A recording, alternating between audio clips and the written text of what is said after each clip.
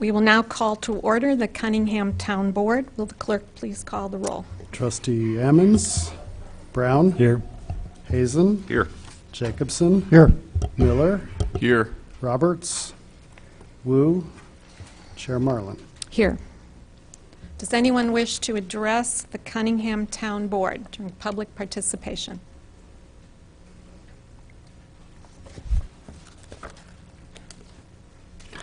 I have no cards. All right.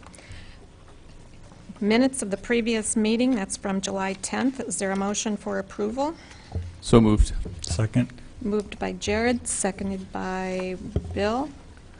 Any additions or corrections to the minute? Well, not additions to the minutes, corrections to the minutes. Okay, all those in favor, please say aye. Aye. All those opposed, same sign. Those minutes are approved. Committee to verify bills. Danielle? Thanks. So tonight you'll see, just so you know, I keep playing with how to simplify and make it really clear what the bills are. I think in the past you've gotten like 8 or 9 pages. So I've been trying to break it down so you have 2 documents. The first is income and expenses by division. You can see clearly what was spent per line item, a supervisor, assessor, and GA restricted. And then you have a full detailed by budget line. So this is essentially the same picture except it's line by line. So you can see exactly what was purchased that leads to those totals on your first page. I did want to say I'm going to pass around 2. Each month we have the Township Board sign the approved claims for the Town Fund and General Assistance Fund. In July I was absent, if you recall, and we did not send this around. So the first one I'm sending around, and I've underlined July 10th. If you were here at that Town Board meeting, please sign it. If you were not here at that Town Board meeting, please do not sign it. And so I'm going to pass this. I will sign it, and Charlie will sign. So this is the first for July. The second is for August. And so, of course, those present may sign.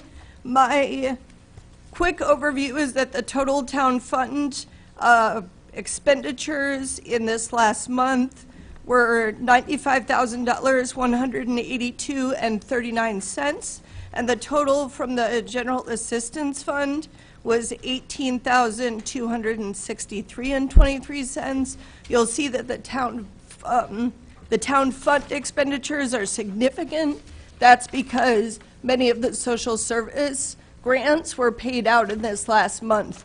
So Urbana Neighborhood Connections got almost $31,000, and the Urbana School Health Center got almost $14,000. So a big portion of that is basically our standard expenses plus some of the social service grants. Any questions? I did. I'm just noticing the minutes of the meeting. Trustees Ammons, Brown, Hazen, Miller, and Wu were noted as being present. Jacobson absent, but there's no note of Dennis Roberts. So I'm not sure whether he was present or absent at that meeting, but we'll... He came in late. Okay. I'll check that. Okay. Just noticed. Thank you. All right. Any questions for Danielle? Bill? Move approval of the town fund in the amount of $95,182.39 and the general assistance fund in the amount of $18,263.23. I'll second. Moved by Bill, seconded by Jared. Any further discussion? All those in favor, please say aye. Aye. Aye. All those opposed? Okay, that passes. Reports of officers. So I think I'll wait until 7A to do a budget presentation. So I have no reports at this time. Okay. There's no unfinished business. We'll move on to new business. First up is the ordinance number T 2017-08-001, which is the annual budget for 2017-18. Okay. Danielle? Thank you. So clarification about process. So this ordinance was included in your packet It's what you will pass at the September meeting after the period of time has passed that the public has had a chance to give input on the budget. So essentially, we should cut A, and what we're looking for is a motion to designate this document, the budget document, as the tentative budget for fiscal year 18. So what I'd like to do is give a very brief presentation. I know you have a long evening. I would like to hear from Robin Arbiter, who is our super volunteer. She has a few words that will be at the end of the presentation, and then essentially we would be looking for a motion after that. Does that sound good? Okay. So thank you, Jason, for pulling up the PowerPoint presentation. Essentially, I just want to give a quick overview of the Cunningham Township budget for fiscal year 18. You can go to the next slide. So Township, lots of folks ask the question, what is Township? And so the easy answer I give to them is that the Township is focused on equity. It created in 1928, that's Judge Cunningham there in that picture. The Cunningham Township is a local taxing body focused on equity. So our assessor division provides independent assessments of property so that all property owners pay their fair share. And because we're such a small taxing body, we don't have a dog in the fight of assessments. So independence is important there. Our supervisor, that's me, oversees the programs to support the lowest income households in Urbana, and we provide a non-duplicated safety net for Urbana households dealing with devastation such as homelessness, joblessness, or disability. The assessor, supervisor, Charlie, our clerk, and you, the town board, are elected by and accountable to the people of Urbana. Next slide. I put on your, if there's one thing I ask you to read other than the budget, it's the 2015 community report from United Way. I think it's really important for every elected leader in this county to read this report. It's extremely well put together. They pull a lot of data that really talks about how our community is a community of contrast. So I printed color copies for you. It also came with my business card, so feel free to pass along my contact to folks. But essentially, we have a large and largely invisible impoverished constituency living alongside a flourishing and vibrant academic community. According to this report, recent release, they update it about every 4 years. Champaign County's poverty rate is at 20.5%, and child poverty is at 22.3%. Both of those are above state averages. Champaign County has the 10th worst poverty rate amongst Illinois counties. Next slide. So one of the things to underline is the way in which this affects homeless children. One quote in this report is from the Regional Office of Education employee who says, "Greatest challenge facing Champaign County, affordable housing. We had 555 homeless children registered in the 2013-2014 academic year." And that number of homeless children is up, it's 132% increase in the last 5 years in our county. Next slide. This piece was new to this report, and I found it really important, and it touches on some of our budget priorities. Champaign-Urbana is facing a crisis in lack of low-income housing and an increase in housing insecurity. So according to the Social Impact Research Center in 2014, Champaign County residents are the most rent burdened of any county in the state. Roughly 1/3 of residents are severely rent burdened. That means they have a very difficult time paying rent and utility. So rent and utility assistance are the top 3 unmet needs and the top reasons people call 211. Requests for rent assistance represent about 1/3 of all requests that come into our office, even though we have no active rental assistance program at this time. There's a lot of desperation around people being behind in rent. Local churches have reported to us that they spent as much money on emergency funding to prevent evictions in the first 6 months of this year than all of 2016 combined. So I think we really need to look at this picture and figure out how we can kind of stem the tide. Next slide. This part, I think, was really telling. You could ask the question, why? Why are so many households rent burdened? Well, we're seeing an increase in rents, and we're seeing total stagnation in terms of wages. So in Champaign County, an individual earning minimum wage would have to work 73 hours a week to afford a 2-bedroom apartment and utilities, according to the United Way report.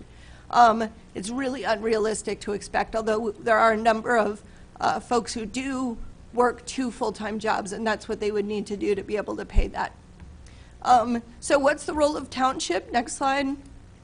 We play a critical role in the context of increasing poverty in our community. As a separate taxing body, we have not been affected by the state budget crisis, so we're independent in that way. As a result, we've been able to fill gaps, increasing our allocation to social service agencies affected by the budget crisis. We're centrally located across from the library.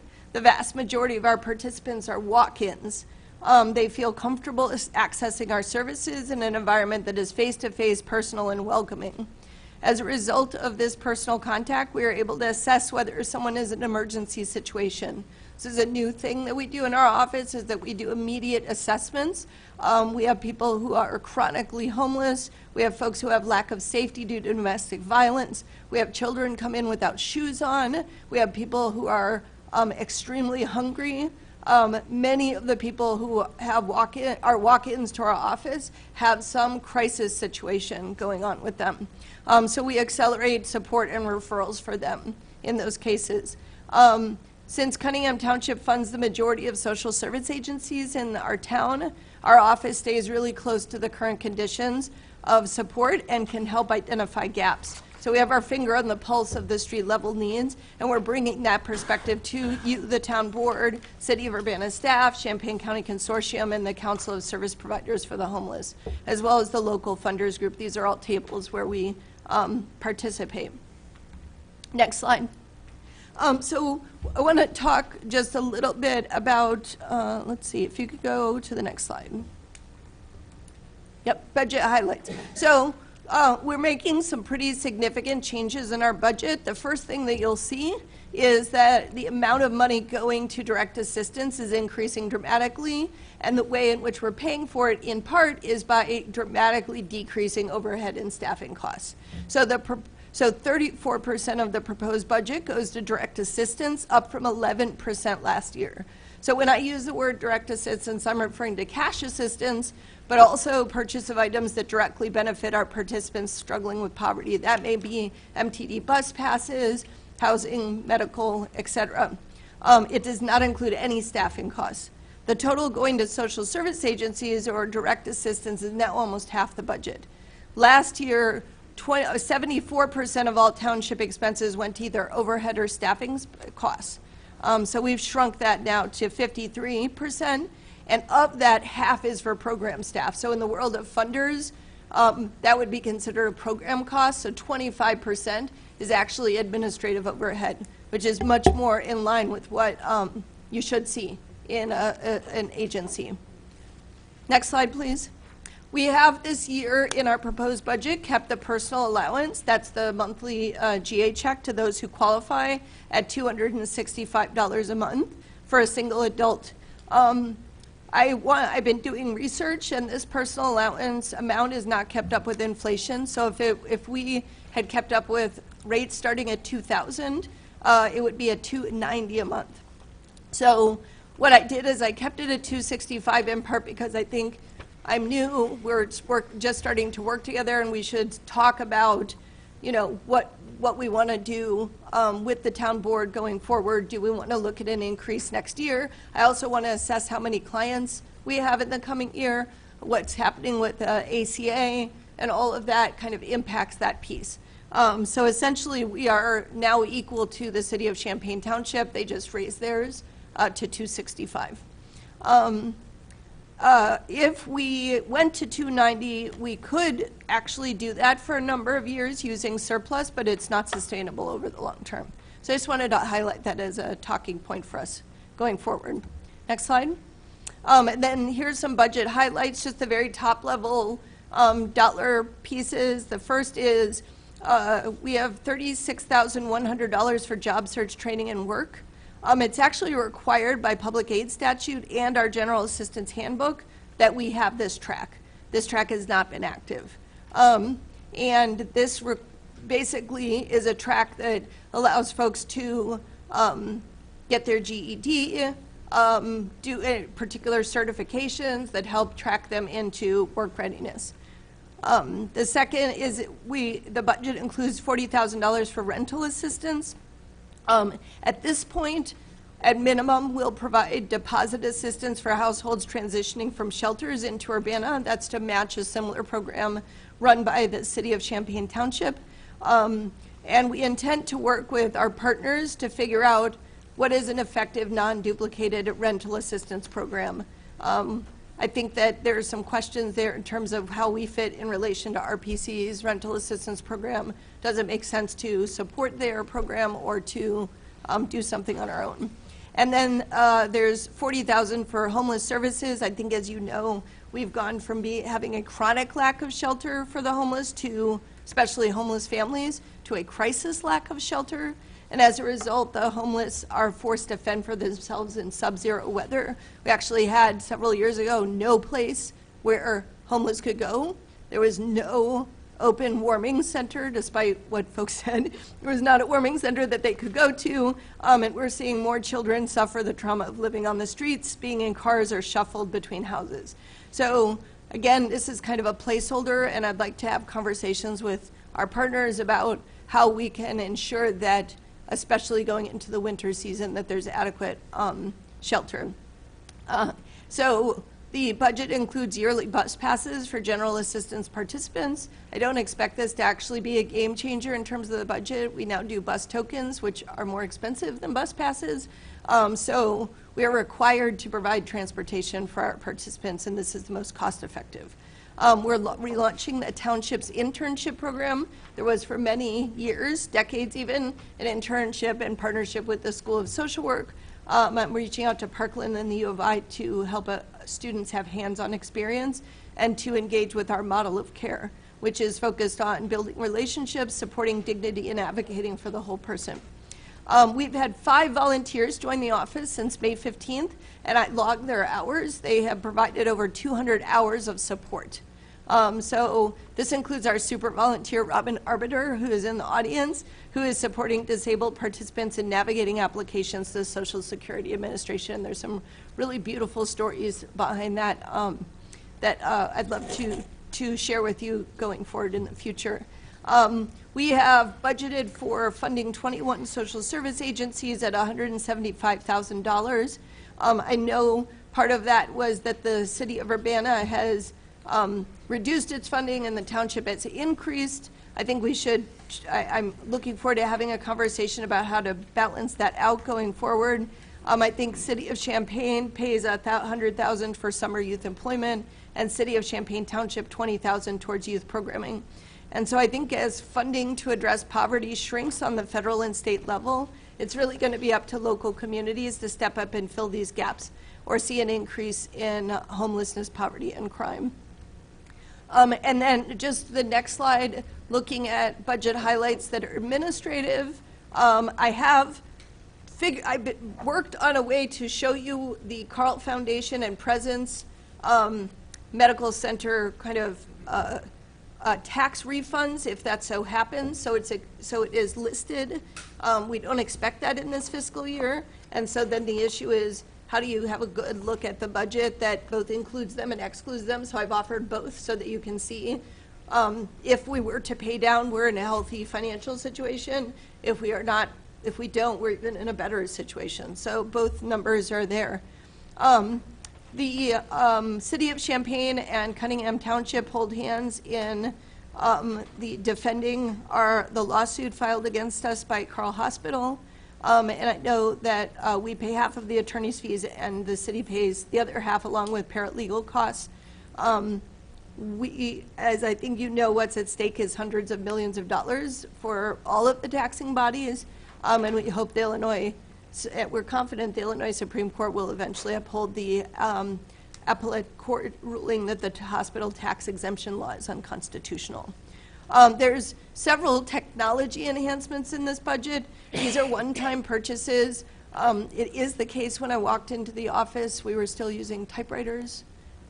So we are purchasing a software so that we can do case management. We are also purchasing some additional computers. I think the assessor gets a tablet so that they can do assessments in the field digitally instead of by hand. So there's one-time costs that are associated with that, and we plan to build a simple website that complements the town board page on the city's website. And that will allow us to better provide information and services, including lots of the referral information that we have locally on our hard drive that we would really like to make public. So in summary, if you just go to the next slide, overall the township income is just shy of 1.15 million. This comes from a very modest property tax, personal property replacement tax from the state, along with Social Security reimbursements. So when we support clients and they get Social Security, we are paid back for our support. And so that ends up being a significant chunk. We get dividends from our insurance provider, and we have interest. I'd like to partner with the City of Urbana in the ensuing years to bring in additional funds to grow our programs to better address poverty in our community. Overall, expense-wise, we're recommending short-term deficit spending in the General Assistance Fund, so it's mostly balanced in the town fund. There's some deficit spending. Most of that is either one-time or flexible. The G8 fund has a healthy surplus, and we're looking to use some of that to leverage with other taxing bodies to address the issue of rent assistance and homelessness. So if you go to the next slide, this is our budget process. We did a legal notice. We had a public posting. Today is our public hearing, and we ask you to designate this as the tentative budget. And then September 5th would be the town board vote on the fiscal year 2018 budget. September 11th is our last day that we can designate it. So I will just take, we go to the next slide would be questions. Before we go to questions, actually, if I could ask Mindy, who is going to be speaking on behalf of Rob. And I want to introduce Mindy Campbell is our office administrator, and she is has been a support specialist in the office and has stayed on through the transition to become office administrator. Thanks, Mindy. You're welcome. So as she said, Could you I'm Mindy speak Campbell. into the microphone, Sorry, please? Thank you. Thank you. As Danielle mentioned, I'm Mindy Campbell, and I am reading this from my office mate, Robin Arbiter, who isn't feeling well. My name is Robin Arbiter. I live at 109 West Illinois Street. My appreciation of Township Supervisor's office dates to Carol Elliott's leadership and my stint in AmeriCorps working with people who had experienced homelessness. Township extended compassionate government assistance, and Carol and her staff would go the extra mile for participants. Township General Assistance, now $265 maximum, has been the sole source of income for many of my friends. It takes a great deal of ingenuity to live on less than $300 a month. I can testify to how much privacy and dignity one is sometimes forced to exchange for food, shelter, clothing, and health care. The loss of dignity is inexcusable when food stamps, subsidized housing, utility assistance, and medical cards are part of the social contracts Americans have made with one another. I can also testify to how much fear one can feel at the prospect of not reaching or of losing a resource that means the difference between drowning and finding a lifeboat. Poverty is a high-risk, highly stigmatized experience that is exhausting and extremely stressful. For residents whose trust in government is low because of public policies that have harmed them, who have served time in our jails for situations that wealthier people have been able to pay fines and walk away from, who have been the last hired and the first laid off, who have unexpectedly lost support networks, who are disabled but trying to work, who are disabled but trying to get through the disability determination process, for residents whose lives will never be the same because of a divorce or an accident that pushed them over a social and financial edge, For residents who find themselves needing general assistance or referrals, the Township office can be one of the most accessible, welcoming, and directly useful sources of real support. It is free of federal and state red tape. Accessing Township raises fewer of the mixed feelings some can have about City Hall when they have been pushed to the margins of civic life. I am very pleased to be part of the Township's transition team and to see that a holistic regard for participants and a systematic approach to challenging poverty by design are core to the culture of the office under new leadership. We are making a new way for those who most desperately need a new day. Thank you, Robin, and thank you, Mindy. So at this point, we'll take questions about the budget. Bill? Yeah, thanks, Danielle, for a really clear budget, and I'm sure that we can do a lot more for a lot more people. I can't believe we've only had like 50 people a month applying and receiving assistance. So I'm fine with doing a deficit budget for this year to see how many people actually qualify and actually can receive that. I would like to see how many people fall into each of those three tracks, the job search, training, work fair, and exempt, as kind of a report, ongoing reporting thing. So the first one, job search, training, and work, that'll be brand new, right? Correct. Okay. Mhm. So yeah, when you give us the monthly caseload, I think Yeah. it'd be great if you could show us how many people fall into each of those categories. Yeah, be happy to. I did have a question about the reduction of expenses and overhead and staffing costs. Jason, can you go back to slide, like, I think it's 9 or 10 with those charts, those circle charts? Yeah, it's slide 9. Yeah. So I was looking through trying to figure out where the reductions were. And I noticed that there was a lot less budgeted for legal costs, but approximately what we actually spent on it. And some of the insurance costs had been shifted from one fund to another. And then our action last year, where we wiped out our own pay, saved about $10,000. We reduced the clerk's pay a couple thousand. But other than that, it seemed like the overhead and staffing expenses were about the same, and we're just increasing the direct assistance and making a bigger pie. Is that a good way to look at it? So just so you know what's being compared, it's actual expenses, not budgeted expenses from last year, with the budgeted expenses coming this year. Since the budget came under last year, you want to look at what was actually spent. There's significant reductions in the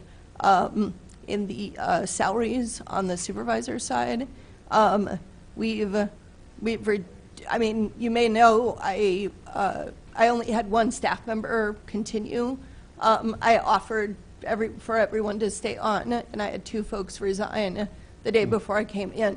So I've been in a process of hiring and also restructuring how we do things and pushing more staff members who are kind of client-facing and front-facing. So that's a piece of the savings. I also have, with that then comes all of the different health insurance, IMRF, and things like that. So that's one of the biggest savings that we're seeing in terms of overhead and staffing. I'm actually hoping to continue that in this next year. So next year's budget, what you'll see is rebidding a lot of the contracts for different services with a focus on both not only cost, but also Urbana-based businesses and women and minority-owned businesses. And so I think you'll see additional reductions. And then with the new assessor coming on, we'll be looking at how we can make some reductions in overhead on the assessor's side as well. So for the first chart, the actual expenses, do you know offhand what the total amount that circle represents is? Yeah, let me look from the data.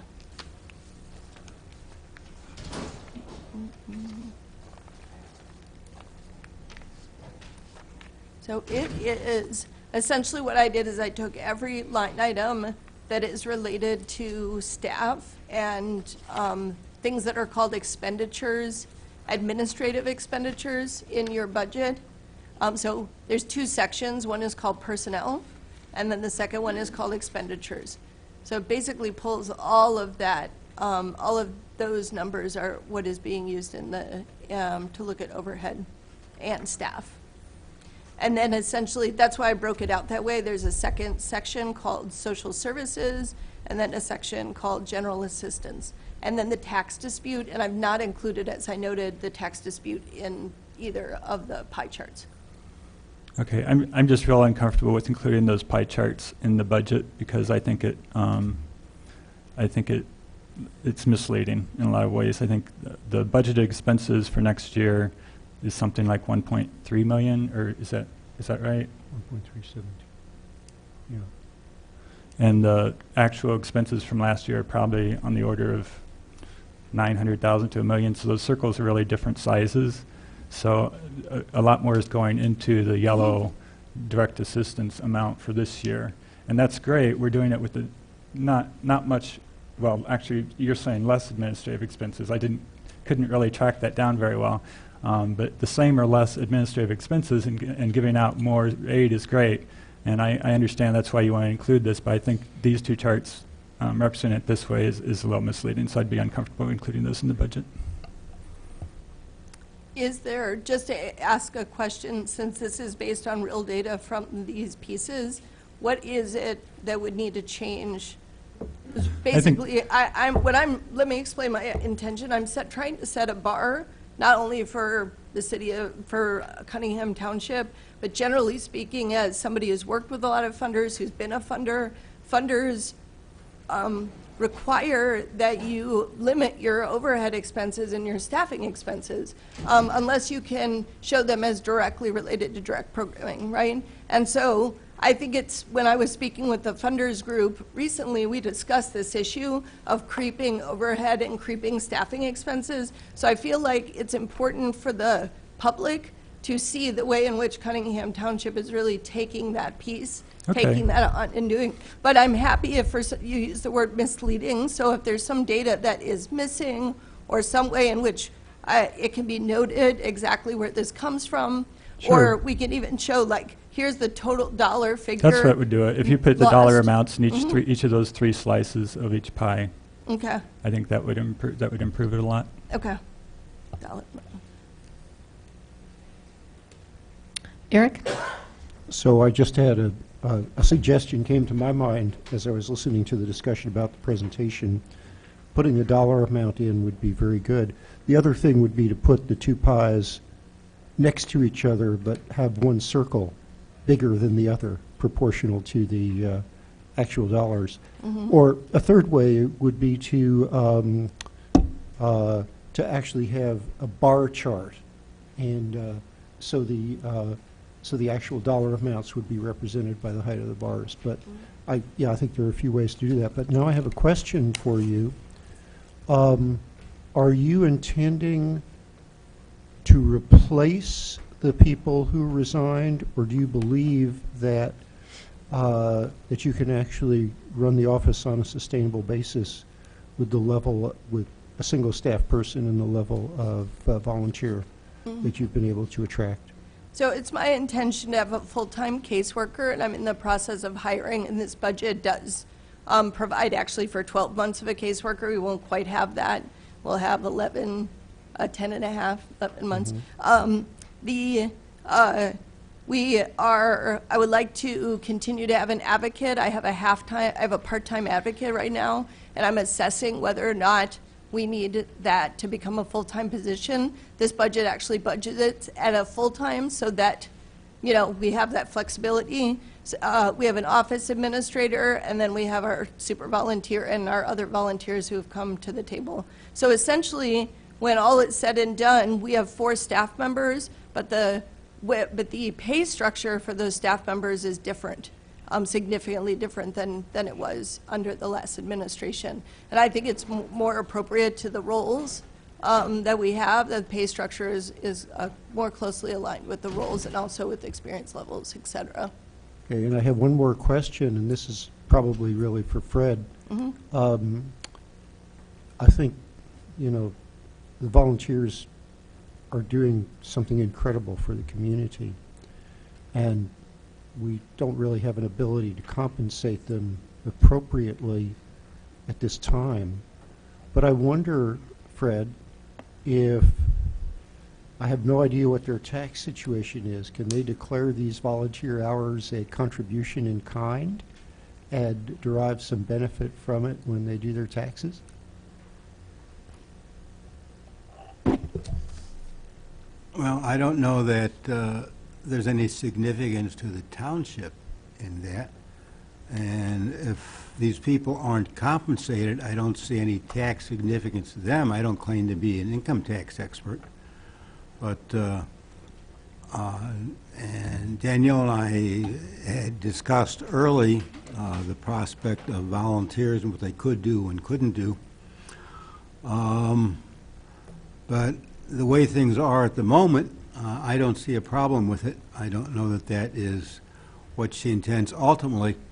But she was left with a situation, it wasn't anybody's making, of the two employees of the office who left. One was graduating from college and looking for a job in her new field.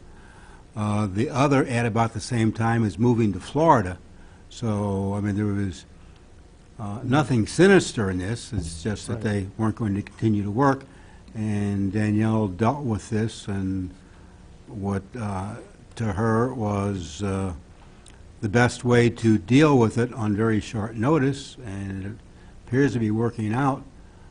So I don't see any tax problem or other problem with it at this point in time. You will see $7,000 for intern and volunteer expenses, and it's because I believe in volunteer appreciation and also and compensating interns with stipends, as has been done in the past. But as somebody who's volunteered 20 to 30 hours a week of my own time, I know for a fact that you can't write it off. I've looked Okay. into that. So. Okay. Any other questions on the budget? Jared? And I know we're doing a deficit budget for this year. Diane, I was looking through this and I was curious where, because we have a surplus, right, in the GA, and I was curious, is it in here somewhere? Yeah, if you look at the sample ordinance, which is page 7. Page 7. Yeah, so you can see the beginning balance. These are straight from the audit. Then you can see cash anticipated. That's from the levy as well as SSI reimbursements, et cetera. And then you can see the expenditures that are in the budget, and then what we anticipate to be the ending balance. So those are all laid out here on page 7. Okay, I got it. So we'd still be in surplus mode per se, even with the deficit expenditure. So, yes. And does this do these ones include that Carl cost or no? Yes, they do. Okay. Yeah, so the fund balance is likely to be higher than what you're seeing here at the end of the year. Should the Carl ruling come in our favor, or it doesn't happen this year? Correct. Gotcha. But we are keeping that basically in reserve, and will continue to do so as is wise during this time. Okay, that's all I want to know. Thanks. Any other questions? Bill? Just one on the rental assistance program. I know we tried that a couple years ago, and apparently there wasn't enough interest at the time, or it wasn't promoted properly or something. At that time, we approved sort of a written plan for rental assistance program. Do you anticipate that we'll do something like that again, or do you know how that will work yet?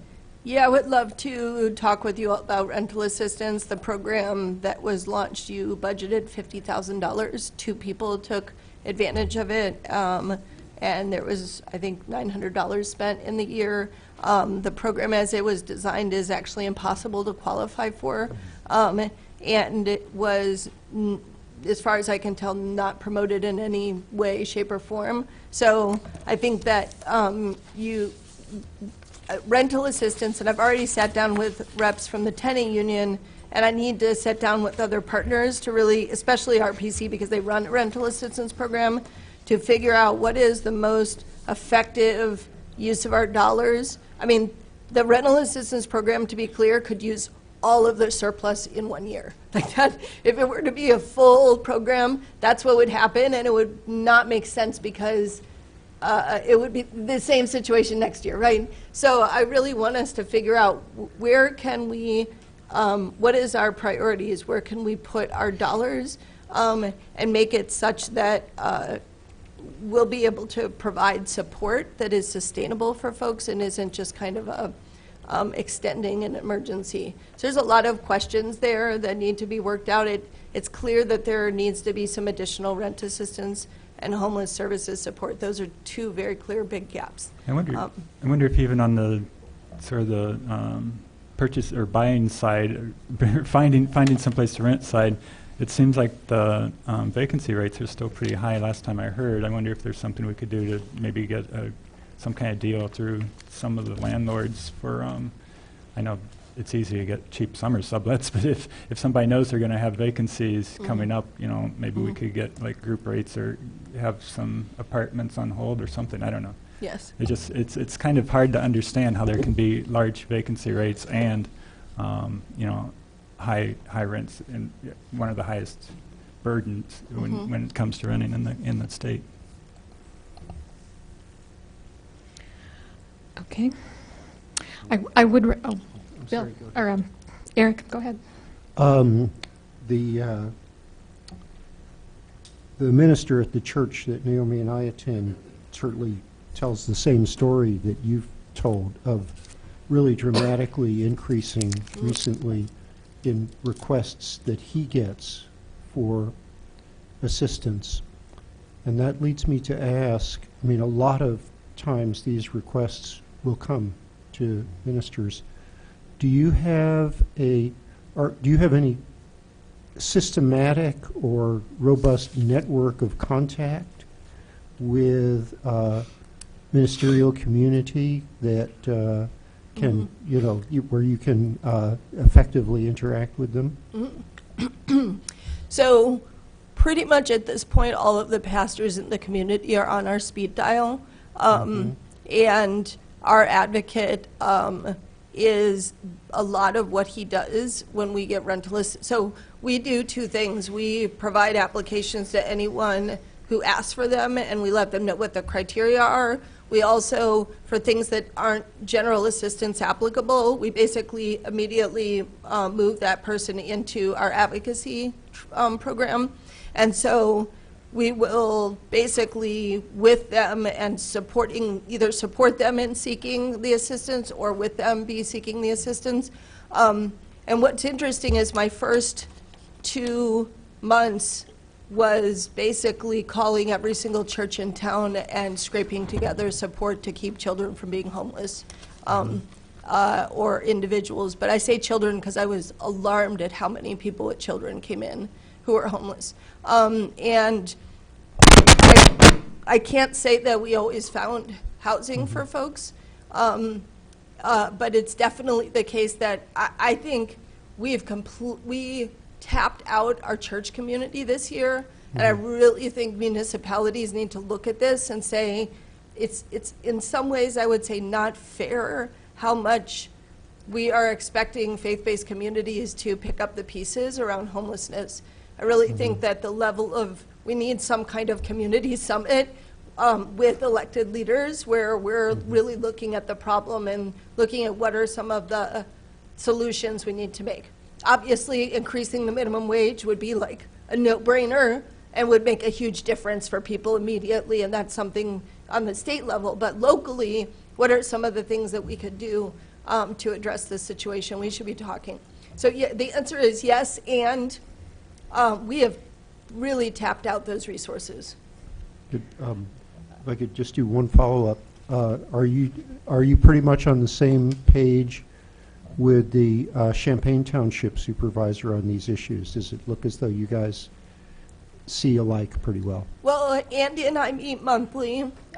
We are going to have the shared lists where once confidentiality forms are complete, we're able to basically make sure that there's no one who's getting assistance from both places, which takes a lot of the red tape out of like tracking down where people live. And we regularly are, we sit at a number of tables together and are really trying to look at what can we do, what can Township in particular do to help to convene folks around these, because it's such a, it's our unique and specific focus. You all have roads and sewers and economic development and housing and poverty, right? And we want that to be forefront, but we feel that we as elected leaders focused on poverty can help to convene you and others to have these conversations. So yes, we're working really closely together and trying to really sync up so that we're not making our clients or ourselves do a lot of paperwork to move people between the communities, because we really are one community. Okay, thank you. We'll be having a more focused effort on this topic, for sure. Yes. And I think when the time comes, the school social workers are in your front line of often knowing who's the most housing insecure, often the earliest with children. So that's another true. ally. Yes. Okay, so we are looking for a motion to designate this as the tentative budget and appropriation ordinance for fiscal year 2018. So moved. Moved by Jared, Second. seconded by Eric. Any further discussion? Bill? So now, do you want us to defer this to September 5th? I Or- believe this is the appropriate motion to make now, and then it'll be back on our agenda on September 5th for final passage. You have to designate it tentative, Oh, okay. and then you pass it in September. So, do we need a roll call on this? All those in favor, please say aye. Aye. All those opposed, same sign. Okay, that motion passes. Next up is ordinance number T 2017-08-002. It's the transfer of appropriation ordinance for Cunningham Township budget fiscal year 2017. So briefly, this is essentially a housekeeping item where when we go over budget on certain line items, then we do appropriation transfers. This is mostly from this is all from last fiscal year, and the most up-to-date version is actually clipped on the back of your United Way. There were a couple of date corrections that it made. So nothing has changed at all with the numbers. It's just that the date of the actual budget from last year and today's date have been corrected. Is there a motion to approve? I move we approve these transfers, if that's the right phrase. Second. Moved by Eric, seconded by Bill. Any other discussion? All those in favor, please say aye. Aye. All those opposed, same sign. Eric, or Charlie? Yeah, I'd like to know, given that this is an ordinance, Fred, does this need a roll call? No. Anybody can request a roll call. That motion passes. And last is resolution number T 2017-08-006R, which is a resolution authorizing Cunningham Township Supervisor to sign a contract with NJS Enterprises for case management software. So briefly, this is for Visual GA, which is software that is specifically customized to administer general assistance in the state of Illinois. It has pre-programmed into it all of the rules that we use. So it's really out-of-the-box workable. It basically replaces a paper-based system. There was a flood in the township office in, I believe it was 2010, where case files were lost. This is what happens if you don't have a backup system. I am a technologist, and we need a backup system, and it needs to be digital, and will make our lives a lot easier and make our work more efficient. So we are buying the most cost-effective out-of-the-box solution called Visual GA. It's $8,000 this year, and it will be $1,600 per year for the next year and beyond. Any questions? Bill? I move approval of resolution number T 2017-08-006R, a resolution authorizing Cunningham Township Supervisor to sign a contract with NJS Enterprises for case management software. Second. Moved by Bill, seconded by Eric. Any further discussion? All those in favor, please say aye. Aye. Aye. All those opposed, same sign. That motion passes. With no further business before the Cunningham Town Board, this meeting is adjourned. Thank you very Thank much, you. everyone. Yeah, thank you. Okay, while we are getting ready to start the next section, phase 2 of our meetings tonight, I'll ask Jason to call Mr. Ammons and get him on the phone so he'll be ready to participate in the meeting.